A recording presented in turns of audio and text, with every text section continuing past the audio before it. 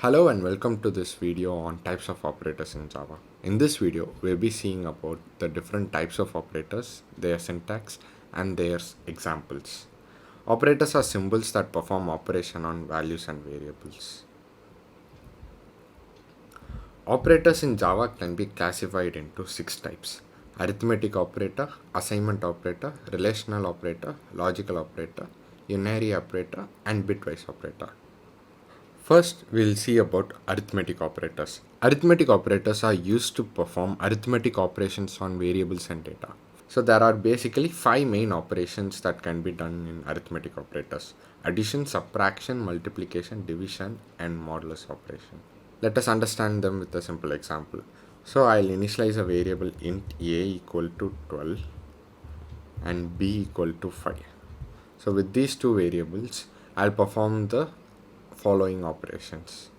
First, addition. I'll give plus and perform inside brackets a plus b. So when I give a plus b, addition is performed. Similarly, a minus b, subtraction is formed, and a star b, multiplication is performed, and a divided by b, division is formed, and last is the modulus operator. Modulus operator is nothing but when you divide some value, you'll be getting the quotient, and when you perform a modulus operation, you'll get the remainder of this value. For example, when you divide 4 by 2, your remainder will be 0 because it is perfectly divisible. When you divide 5 by 2, you get 1 as remainder because 2 2s are 4 and 1 will be the remainder. So a percentage b. Now let us check them with the operator.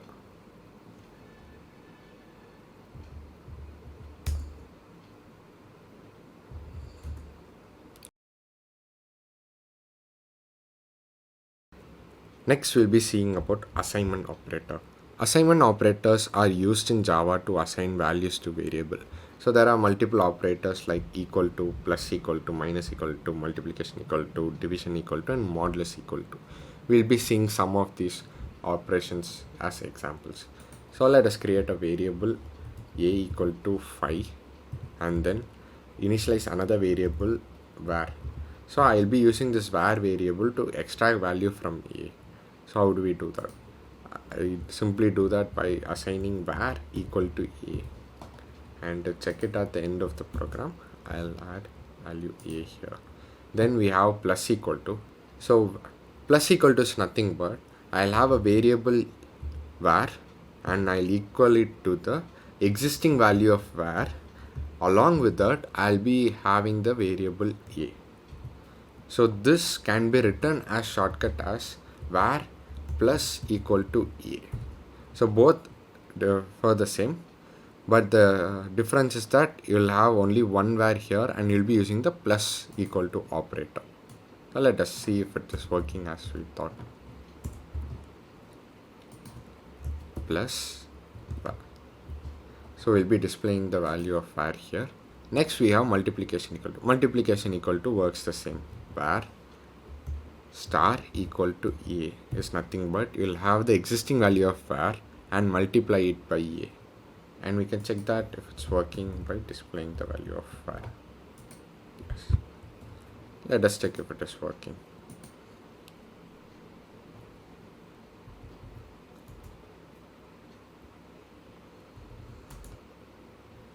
So the initial value var is printed as a, and using plus equal to operator, the value of var is 5 and again the value of a is 5. So 5 plus 5 is 10 and that value is stored inside var now.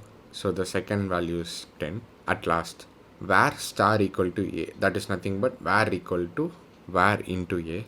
So the value of var is 10 as per our previous operation and a is 5. 10 into 5 is 50. Now we'll be seeing about relational operator. Relational operators are used to check the relationship between two operands. For example, I can check whether the value a is greater than b, a is less than b, or both the values of a and b are equal. So let us understand them with a simple example. So I initialize two variables, int a equal to 7 and b equal to 11. Now I'll be comparing them both. So first I'll be displaying the initial values of a and b and check what is printed when these operators are provided.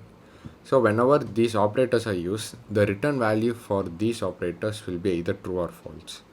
We'll be able to provide certain functionalities to these operators at the end when they are returning true or false. So let me check if a equal to b, and I'll give a not equal to b. So the not equal to operator checks if both values are not equal to, and then you have the greater sign, a greater than b, and you have a less than b. You then have a greater than and equal to b and a less than equal to b. So these last two operators are nothing but we check if a is greater or equal to. So any one of these conditions satisfy, the value will be true. Same goes for less than equal to operator. Let's check our output.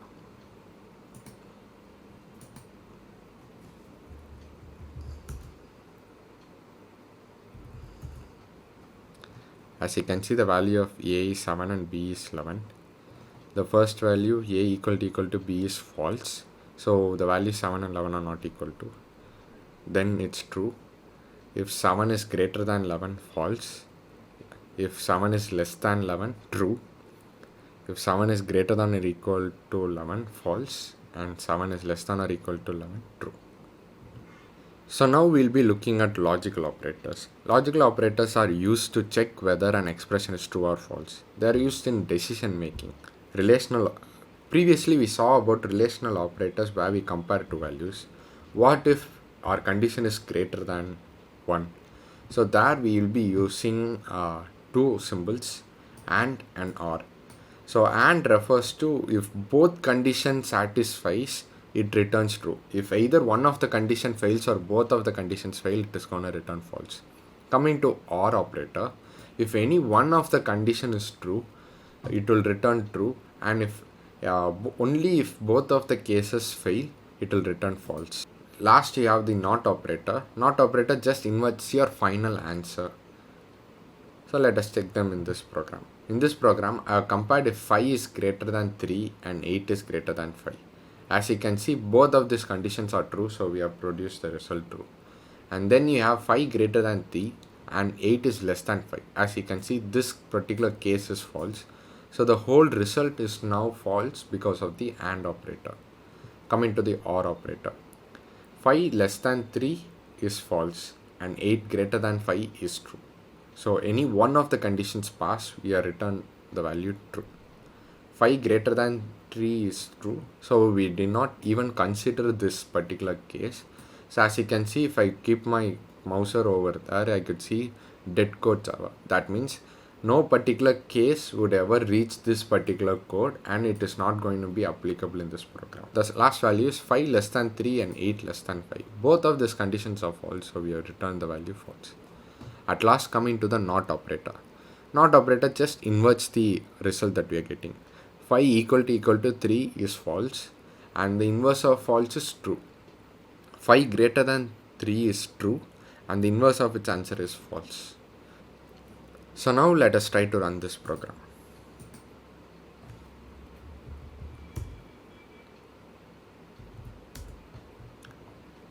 As you can see, the results are matching the values that we came up with. So that's it about logical operators. So the next operator that we are going to see is unary operators. Unary operators are used with only one operand. For example, plus plus is an unary operator that increases the value of a variable by 1. That is, plus plus 5 will return the value 6. So there are different types of unary operators that include plus, minus, minus, minus, and exclamation mark. So let us see some of them as an example. So in this code, we have two variables a and b, and I'll be assigning the values 12 and 12 here. And then what I'm going to do here is I'm going to print the original value of a here and provide an increment operation. So I'll provide an increment operation by resulting the value result 1 equal to plus plus a.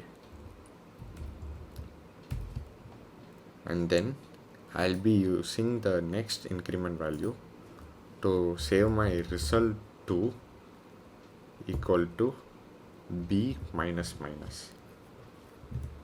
So what these operators does is that they just increment the value of a by 1. That's nothing but I'll be writing, instead of writing result 1 equal to a plus 1, I'll be using this plus operator in front of a and of I'll be using this plus 1 in front of a and end of a. So the value plus plus a and a plus plus is going to store the value of result 1 here. So we'll be seeing them in detail in the upcoming videos. Last is the bitwise operator. We'll be seeing about them in detail in the later videos, but now we'll have a basic understanding of them. By shifting the bits of the first operand right or left, a shift operator performs bit manipulation on data. Shift or the bitwise operators available in Java programming language include signed left shift, signed right shift, unsigned right shift. I can just try to initialize a variable a and equate it to 8 double shifted 2. So this, let's see what the answer it produces.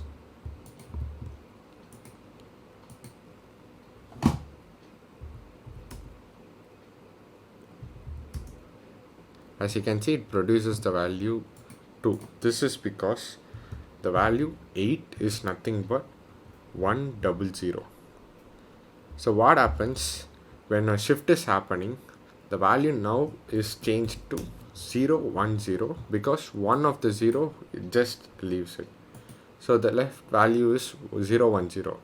So the decimal value for 010 is nothing but 2. So that's why our result is 2. These operators are really useful in bitmagic and other bitwise operating functions. So we'll be seeing about them in the later videos. Thank you.